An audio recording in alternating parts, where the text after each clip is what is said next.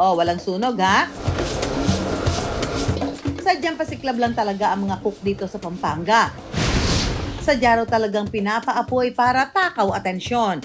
We offered it kasi ng hindi lang basta Thai food. May paapoy.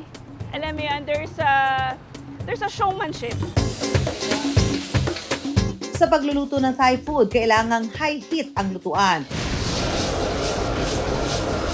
Napapabilis daw nito ang pagluluto. Ang apoy at usok, mas nakadaragdag din daw ito ng smoky flavor at kakaibang sarap sa bawat putahe.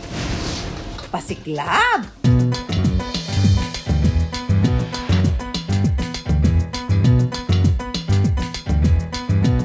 So ito kasi magluluto, smoky, may apoy-apoy, di ba? Parang may lasang, ano ba yung lasang usok ba? Smoky Smoke. Eh, ay, naku, mahilig tayo sa mga ganun, di ba? Lasang-lasa mo yung mga nilagay mo ditong mga mga sauces, spices, no? Spices.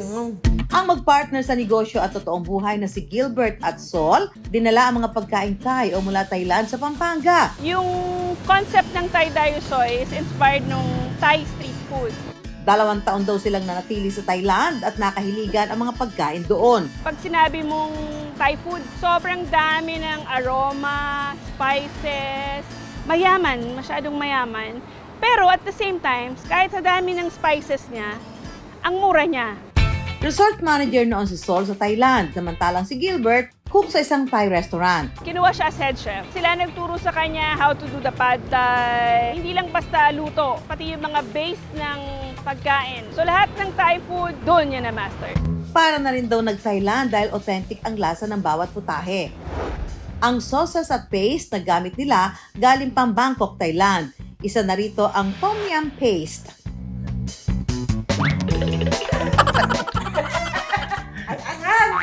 Pero maasim. Opo.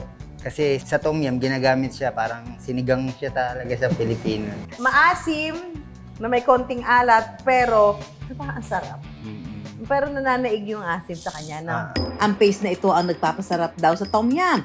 Ito ang popular na sabaw ng Thailand. Pinaniniwala ang nagmula pa ang recipe mula sa isang kaharian sa Thailand noong 14th century. Matikman nga yan.